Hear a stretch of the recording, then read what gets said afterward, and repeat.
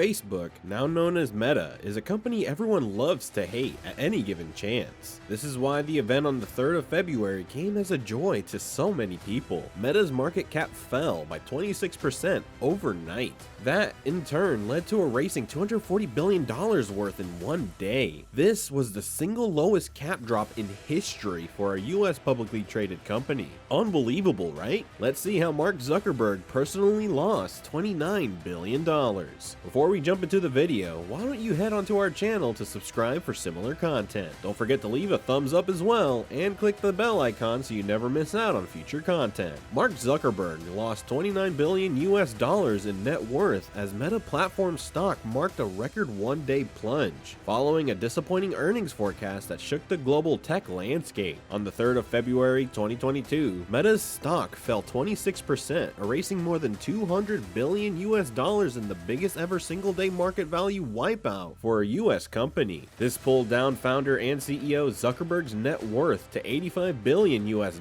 according to Forbes. Zuckerberg owns about 12.8% of the tech behemoth formerly known as Facebook. Facebook's user numbers declined for the first time in its history last quarter. Back in 2018, American and European teenagers began to leave Facebook in massive numbers. Many said that the app had quite frankly lost its charm and was a more toxic place to be. However, Facebook didn't seem to mind that much. Why? Because the developing market update was growing at a much faster rate than the Western market was quitting. But for the first time, the company shows signs of worry as it says the overall number of users has dropped. The Indian, African, and Latin market was bleeding users on a daily basis. Worrisome because of the percentage these three make. Young developers or influencers now go straight to TikTok or other common platforms. Apparently, Facebook is too old for the Karens and the mothers, so naturally less relativity to the younger audience. Also a factor, most of those who log in are accessing Facebook Messenger and relative applications attached, rather than the Facebook wall itself.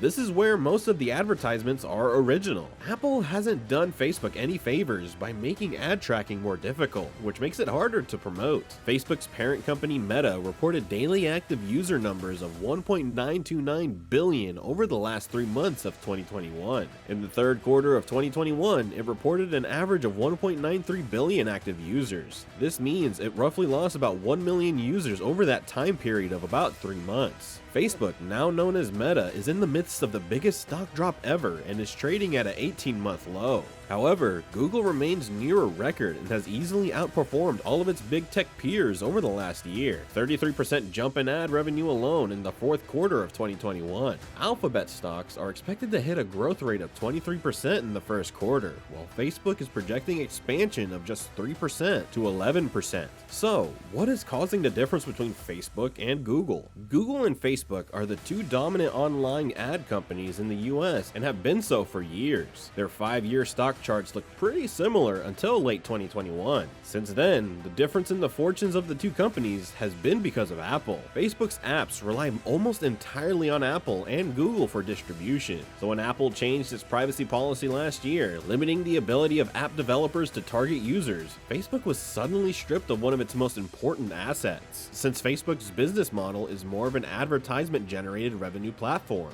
Google also relies on ad targeting to connect marketers with users on many of its properties. However, search advertising is a unique asset. Users tend to self-target themselves as they are typing in a search query that explains exactly what they're interested in at that moment. Advertisers that can no longer get the level of targeting they want on Facebook are spending more on Google. Without owning the device or operating system, Facebook cannot fully chart its path. It will always be subject to the whims of other companies. In short, Meta wasn't making the money it initially forecasted. Trading markets hate such surprises, and hence the biggest wipeout in history. So, what is the way ahead? Facebook is now leaning more heavily into products that generate less revenue in the short term, but that executives believe have large growth potential, like Reels on Instagram. Meta broke out of its Reality Labs segment for the first time, compromising its future-focused business that aims to develop the metaverse. The segment lost $10 billion, dollars, and those losses are growing as it bets on the metaverse. For Zuckerberg, the answer to this real-world problem may be the virtual world. He wants to break free of Apple and Google so his company gets to be the one making the rules. Talking about what happens over the next few years, does Facebook recover and pivot into a metaverse company? Will it be able to compete with video-based platforms such as TikTok? Will it lean into the video the way Zuckerberg wants it to, or does the stock languish like Microsoft?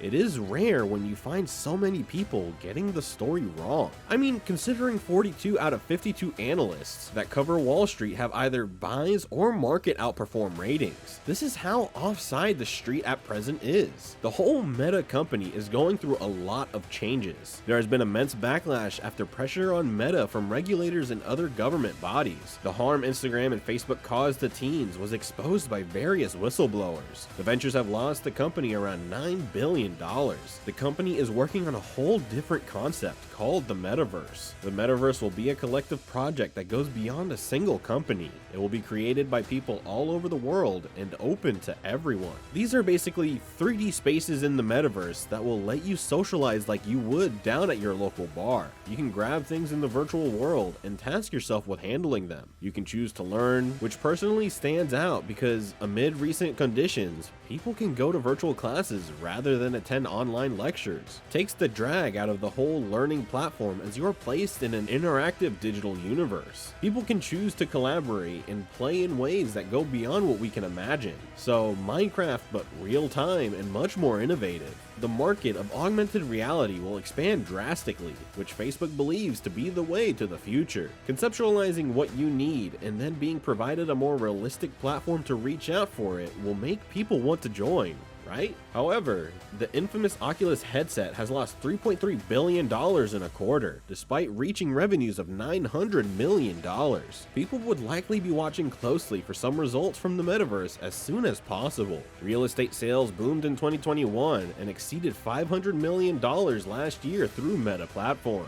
So there is money there indeed. The slow depletion of the US economy isn't helping much either. The stumble recently caused $30 trillion of debt for the country, and a recession is on the cards. Inflation is at a record high due to most trading companies hoarding stocks. Investors seem to be looking at other options rather than stock investment as interest rates continue to climb. However, this is hardly the end for Meta. Even though many people might delete Facebook, Instagram and WhatsApp are sustained by the constant growth of users. The Reels on Instagram are a net to catch the lurking users who are into video platforms. The recent dip was most probably a stock dip, and the stock will indeed bounce back in time, as many believe this was nothing but a stock reaction on Wall Street. So the general trend is to observe the stock over 2 to 3 days rather than sudden articulation. However, missing targets constantly may change focus. After all, just last year Meta was worth $1 trillion, and now it's down by 35%. This, however, is just the start. So what do you guys think of this blip? Or maybe it is something bigger, a sign of things to come. How would you have tackled the issue if you were in Mark Zuckerberg's place? Let us know in the comments down below. As always, don't forget to hit the like and subscribe button. Thanks for watching, and see you next time.